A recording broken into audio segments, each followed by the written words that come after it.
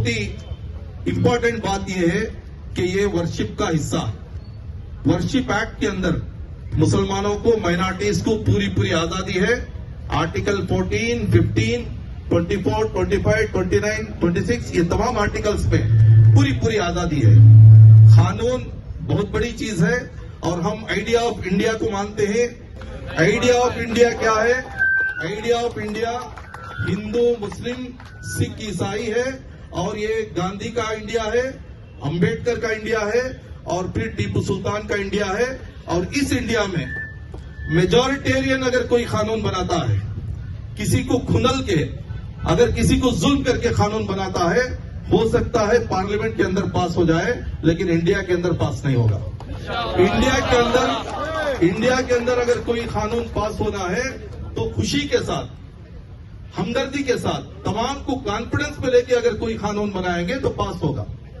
बहुत से कानून बनाए हैं कानून तोड़ने के लिए, ये भी ऐसा ही हो जाएगा, ये कानून टूट जाएगा।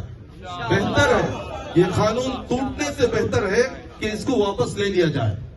लेकिन अमित शाह कहते हैं कि किसी हालत में वो कानून लाएंगे, तो आपकी गुंडागर्दी है। लेकिन यहां पर सवाल ये है, 20 करोड़ मुसलमानों की आवाज को कैसे दबा सकते हैं? 20 करोड़ मुसलमानों को नाखुश करके, बेजार करके ये इंडिया शाइनिंग का नारा कैसे दे सकते हैं? ये पूरे हिंदुस्तान का आजादी के बाद से अब तक का काला दिन है। बहुत तकलीफ हुई है। अभी भी जो घर में औरतें हैं, नौजवान हैं और फिर हमारे जो जिम्मेदार हजरात हैं, उनको अभी भी इसका तकलीफ क्या है, आइंदा हालात क्या आने वाले हैं, इसके बारे में एहसास नहीं है। जो भी हमारे मसाजिद में 2 रकत के इमाम साहब हैं, उनसे रिक्वेस्ट करता हूं 2 रकत से बाहर भी आइए। अपने मोहल्ले में कितने बेवा हैं, कितने गरीब हैं, कितने अनपढ़ हैं, कितने जेलों में हैं, कितने लोग बीमार हैं, कितने लोग जख्मी हैं, कितने लोग कर्जदार हैं, उसका हिसाब किताब कीजिए और फिर आके जुमा में खुतबा देकर अवाम से उससे कैसे रिसोर्सेस को इकट्ठा कर सकते हैं वो कीजिए। हम सिर्फ रस्मी कार्रवाई करेंगे तो फिर मुल्क बर्बाद हो जाएगा। ये मुल्क को बनाना जरूरी है। हमने ताजमहल बनाया, हमने कुतुब मीनार बनाया, हमने बड़े बड़े इमारतें बना ली, लेकिन हमने समाज को नहीं बनाया, हमने उम्मत को नहीं बनाया, उम्मत को खड़े नहीं किए। उम्मत इतना मायूस है, मासूम है, उसे मालूम भी नहीं है। जब काला पट्टा सीधे हाथ पे बनने के लिए all India Muslim personal law board का डायरेक्शन आया, वो डायरेक्शंस को पालन करने के लिए बहुत से लोग सीधे हाथ पर काला पट्टा बांधे। मैं उन तमाम को मुबारकबाद देता हूं और all India Muslim personal law board के डायरेक्शंस को सर आंखों पर रखता हूं। लेकिन एक मीडिया पर्सन एक आदमी से, एक नौजवान से पूछ रहा था कि वो काला पट्टा क्यों बांधे हैं, लेकिन हमारा नौजवान बोल नहीं रहा था। तो मैं हमारे उलमा इकराम से, इमामों से और मुख्तलिफ एनजीओ से गुजारिश करता हूं, अब रस्मी कार्रवाई नहीं चलेगी। इंडिया में कैसे जीना है वो तरीका हमें सीखना। जैसा कोविड में हमने जीना सीखा, इस तरीके से इन हालात में मायूस होने की जरूरत नहीं, डरने की जरूरत नहीं। पार्लियामेंट में कोई कानून पास हो गया इसलिए बैठने की जरूरत नहीं। हम हिम्मत के साथ, दिलेरी के साथ कॉन्स्टिट्यूशन को साथ में लेकर हम आगे जाएंगे।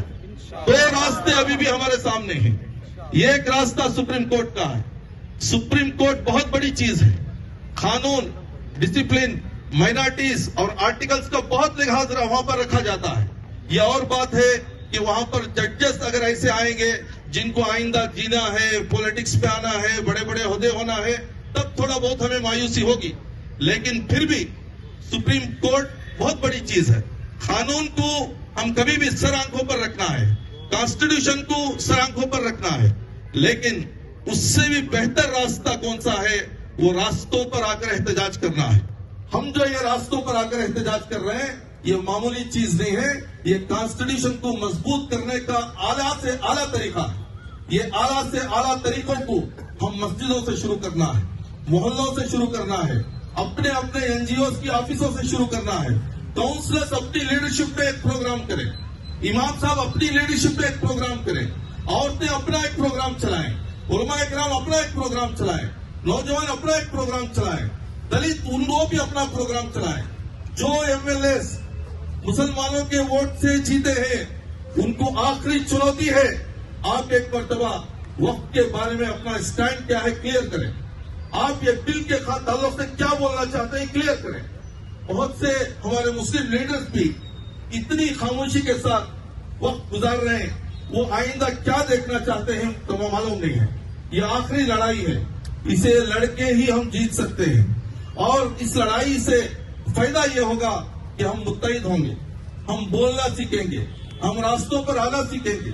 चूंकि इस मुल्क में हजारों साल हमें जीना है, किसी के कंधे का सहारा लेकर हम जीत नहीं सकते। अब हमें जनाजे उठाना छोड़ना है, अब हमें सवाल उठाना है। सवाल उठाने के लिए नॉलेज की जरूरत है, इसे हमें पढ़ना है और जुमा के खुतबात में भी बेदारी लाना है। अवाम को ये आर्टिकल्स के बारे में, बिल्स के बारे में, इसके बाद होने वाले नुकसानात के बारे में अवाम को बताना है।